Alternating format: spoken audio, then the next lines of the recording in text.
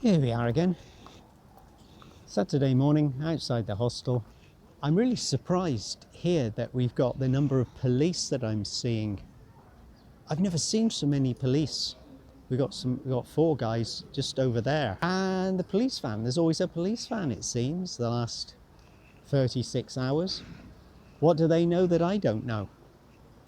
What I'm going to do is just step over here. The yellow barricades are still there.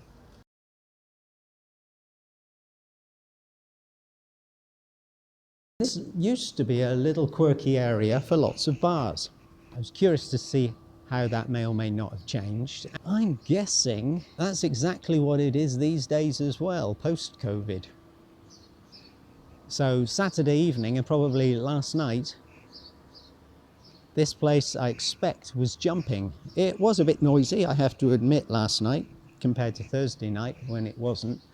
There was noise outside, lots of people enjoying their socializing. That, to be fair, was going on all day. A little bit of street art. Here's a happy hour every day till 8 o'clock in the evening, 2 for 1. That's a happy most of the day. That's a happy breakfast, lunch and tea time hour. Extravaganza, I should call it, really, shouldn't I? This little secret garden, as it used to be called, has been going for absolutely years, long before tourists ever discovered it or got told they should check it out. And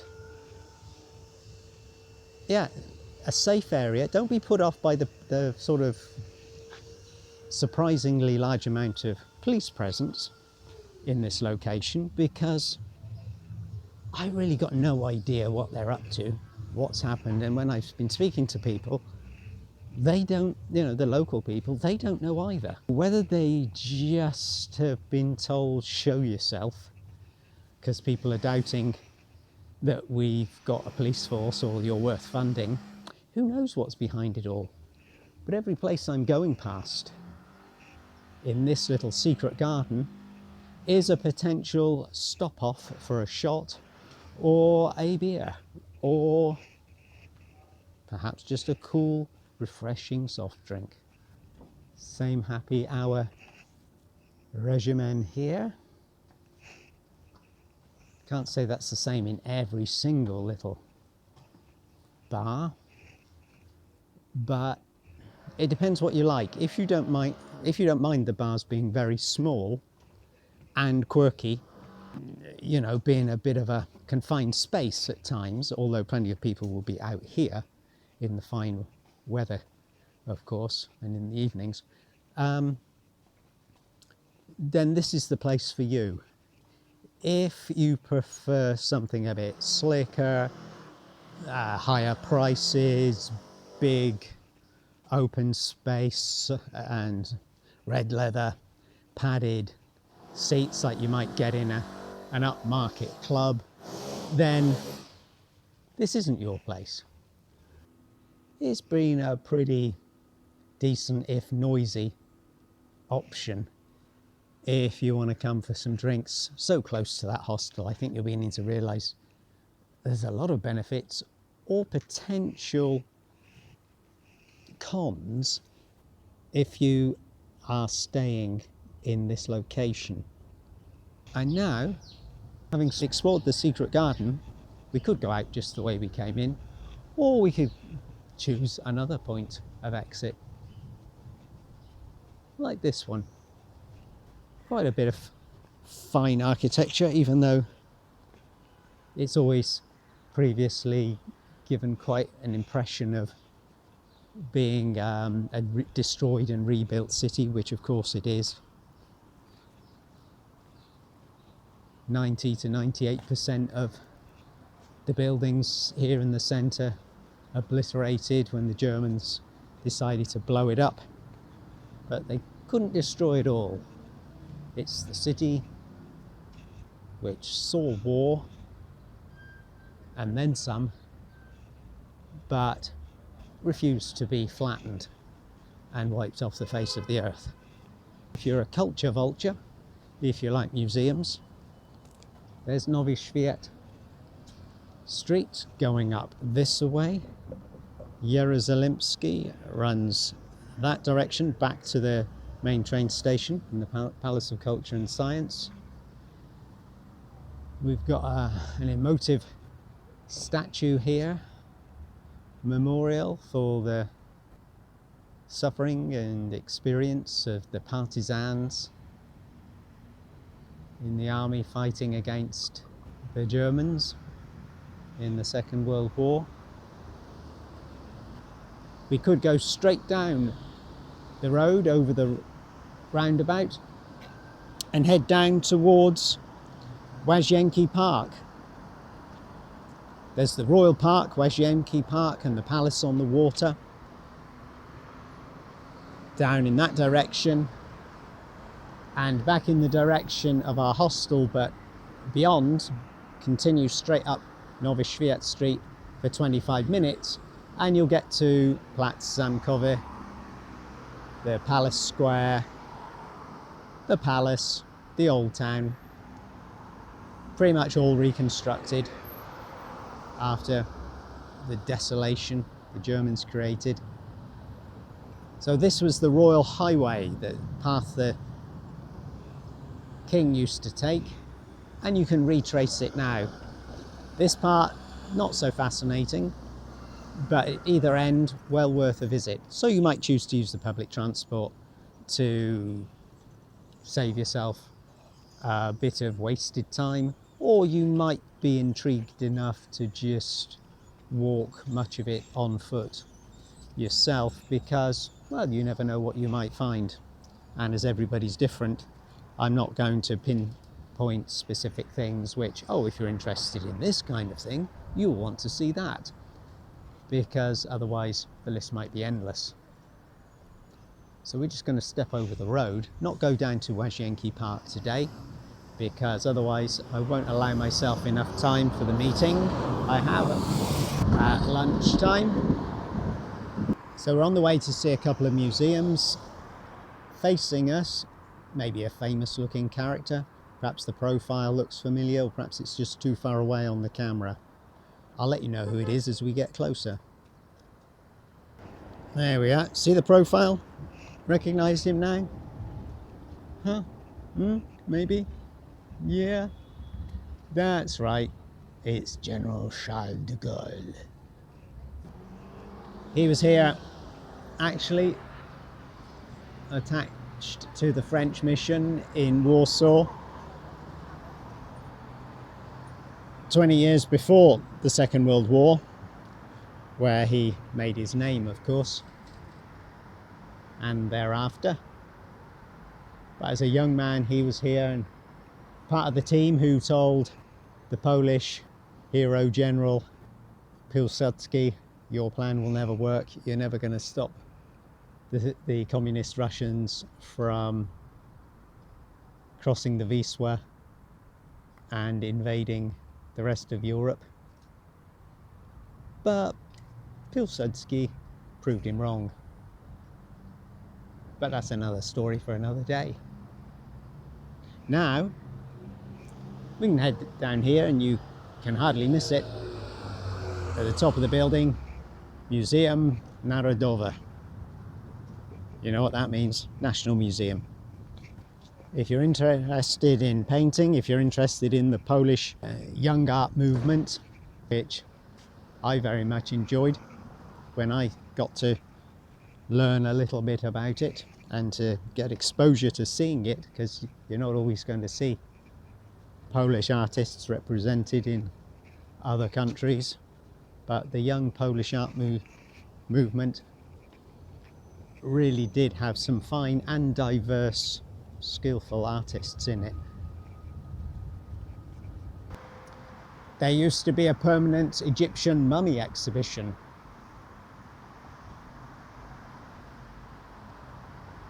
If, like me, you've not been to Egypt yet, then, yeah, an option on your doorstep if you happen to be in Warsaw and you feel like phoning up on a bit of Egyptian mummy history. Museum entrance is the next gate. Okay, so what's this then? This is just another space which doesn't afford us any interesting glimpses of artwork. No sculptures in that garden. So let's continue the walk down to see the main entrance. Yeah, Poniedziałek, Monday closed. Tuesday to Thursday open 10 in the morning till 6. Friday open 10 till 8. And Saturday and Sunday 10 till 6. Not bad unless you're here for one day on a Monday, and then it sucks. Friday is open till 8 in the evening, but from 5 in the afternoon, tickets are 50% cheaper. You see, there's a little bit of a bargain. Oh, there it is in English. I always do that. I find myself struggling to try and accurately translate things in different countries. And then I find, oh, actually it's in English just below. Fool. You probably see it on the camera before I do every time. Yeah, no photography, filming. And I know the weird thing is people have said to me, hey, these days, everybody just goes in with a camera, like in supermarkets as well. Everybody just goes in with a camera and makes their own pictures and films anyway.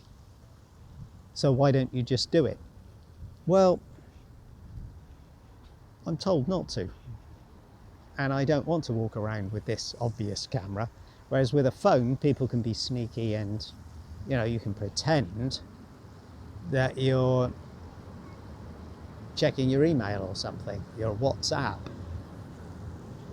But yeah, if it says no camera, then I'm not going to try and break the rules and upset the security guard by obviously filming inside the museum. Been here a couple of times in the past. Wouldn't mind going again. Don't think I will be, particularly because my focus is going places where I can make the films, do the videos, you know. That's not my sole focus, but it just seems, again, I've got limited time in Warsaw, and there's more than enough to keep me occupied with the places I can go to film and see for myself, to enjoy again. And maybe when they relax the rules on filming inside, we'll be back another day to show more of what's going on in the National Museum of Art here in Warsaw. This is Eve by Edward Wittig. You probably knew that was Eve. You do now. Got to be careful, can't go too close to that fountain.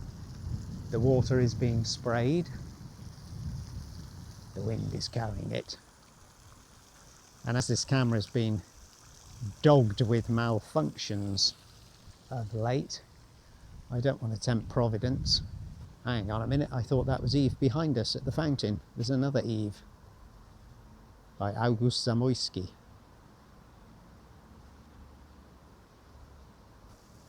I'll let you decide. An excuse for nudism? Passive porno? Or is it art? It's all going to depend on your perspective, isn't it? Is this a homage to Venus? Not a pretty one. Sorry, Henrik Kuna, but I don't think it's got the proportions right there at all. But maybe the person who posed for the piece did have a particularly large head. Who can say?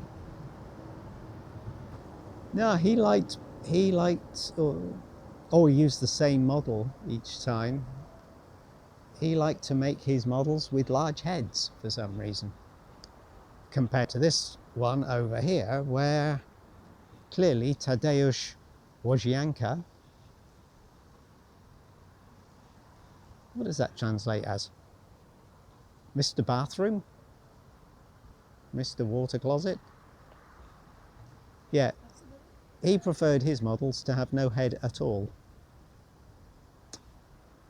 Okay, so art students, fans of art, interested in discovering more about Polish art, or discovering what they never knew, I would recommend the museum here. But just that, as I say, I've been here a few times in the past over the years myself. On this visit to Warsaw, I'm just going to point it out to you. And we go a little bit further towards the river. Bridge coming up. Do we have time? Now I'm here, I'm tempted to go into this place. Can't help myself.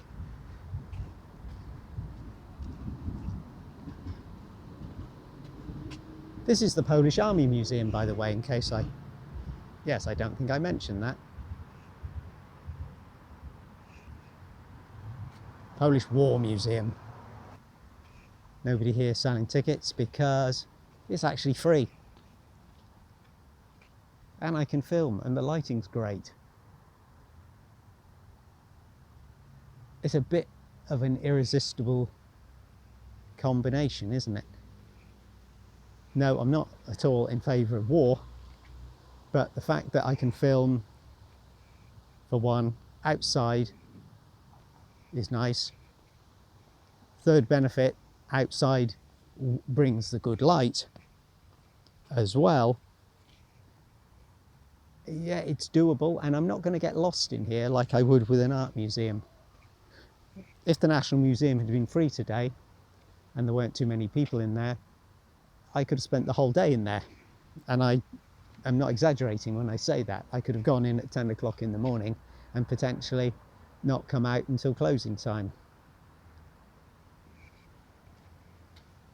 So thankfully, it's not that much of a huge temptation for me to go in there. Whereas here, you can just step in, film some interesting looking aircraft and other things. There'll be some tanks and all sorts. It won't take too long, and I won't miss my lunchtime appointment. All good. It's a win-win situation. I like looking at things like this, but rather like with cars, I'm not fascinated to the degree where I really need to know the horsepower and the engine strokes and all that technical detail. You know, there's that kind of nerdy sort of person who's interested in all the technical data and finds it fascinating and can remember it, wants to be able to quote it to you in a conversation. And there's the rest of us who just find it interesting to look at. Not a big fan of the guns. Some of these old armoured vehicles are interesting though. It's really the planes, isn't it? Of course it is. Who are we kidding? We know it's the planes. They're the rock stars of the museum. Oh, hang on a minute, I hear the helicopters over there saying, excuse me, I think you've forgotten us over here in the corner. Yeah, the planes may look cool, but we're the helicopters, we're the choppers. And we're cool too. And they're not wrong. If you're on a budget, this museum ticks the boxes. Unless it's raining, and then it sucks, because the joy is being outside here. And if it was raining, oh boy, damn. But we have luck on our side, and I think even though you can't go in, this is the one downside. I think if you've got kids, or if you're a kid at heart yourself and you'd love to climb inside and look around some of the planes and the helicopters, perfectly understandably, they've roped them off. You're not allowed, it's clear. it might be a little bit frustrating if you've got some folks in your group, particularly small people, who really want to jump aboard and play and pull levers and turn handles and press buttons, which then create a recording of an engine starting up and the sound of missiles going off. You know, boys who like to play with toys of that sort. They might get overheated here, and I suppose they might potentially damage something of historic value, which the authorities don't want to see happening, so they don't let you get inside. But no matter, you can still spend plenty of time reading the information because, for example, so long as you speak Polish, or you can read Polish or English, for a lot of guests, but not all, but for a lot of guests, you can actually spend extra time reading through the details of the history of each exhibit. And I have to say, I wasn't going to do this. I thought, don't get too much involved in reading the notice boards yourself. But this is a depth charge mortar manufactured in the Soviet Union. Ah, that's what it is. It's quite an eclectic mix. For some, it'll just be rusting old junk, of course. Others might think, oh yeah, I like the look of this. And you can just walk in here free, and it's a 5-minute walk from the hostel. God, that's an incredibly good location. But if, like a couple of young English guys in the hostel yesterday, you're nursing a bit of a hangover, possibly you just want to stay in bed that little bit later and wait until the hangover wears off.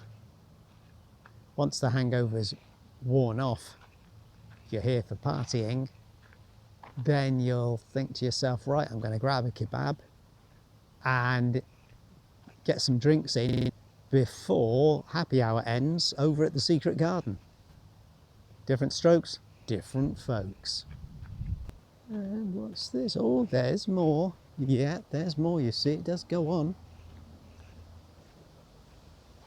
I think curious and interesting enough for quite a few people to make it worth pointing out, and the fact that it costs you nothing to come in and explore, then this is a nice use of your time. It could be, for example, you've arrived before check-in time, you drop your bags at the hostel, and one of the things you might decide you want to do, but perhaps you've got no Polish currency yet, and really you just want to get into the hostel and perhaps unpack, brush your teeth and sleep. Maybe.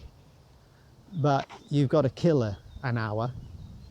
You could walk over here if you knew it existed and just for free walk in and have a stroll around, as well as looking in the garden, the sculpture garden at the front of the National Art Museum. You can read as many of these information boards as you wish to while away the time. It's killing time, but not pointlessly. Alternatively, you can just find a bench somewhere and sit down, I guess. But I think you'll find that time before check-in goes quicker if you can do something on the doorstep of the hostel, which just engages your mind a little bit, keeps you interested, and before you know it, oh, actually it's 30 minutes after check-in, I can definitely go in now. Got to change hostels in a couple of days' time, and when it's changing hostels within the same city and check out from one is at 11, check in at the other one is at 3 in the afternoon, Yeah, 3 in the afternoon. Seriously? Yep. I've got 4 hours to kill. It's only about a 20-minute walk, 30-minute walk if I'm incredibly slow, to the new location. So I've got 3.5 hours basically to kill, and oh dear, why didn't I think this through? You know what? I could have come over here and killed some time. But I'll kill the time doing other things, because there are plenty of time killers in Warsaw. Fear not. And here we have the flaming warthog. Don't think that name really caught on, did it? Oh, but there's a little staircase and a handrail, and it leads up to the fighter pilot's cockpit, but they're worried about you falling over, falling off, falling down. Do not go up heavy equipment.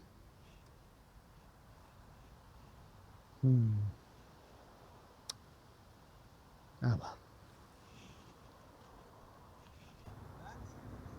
By the way, this place open every day of the week. Therefore, that makes it a nice little opportunity for those Mondays when it looks like probably most, if not all other museums are liable to be closed.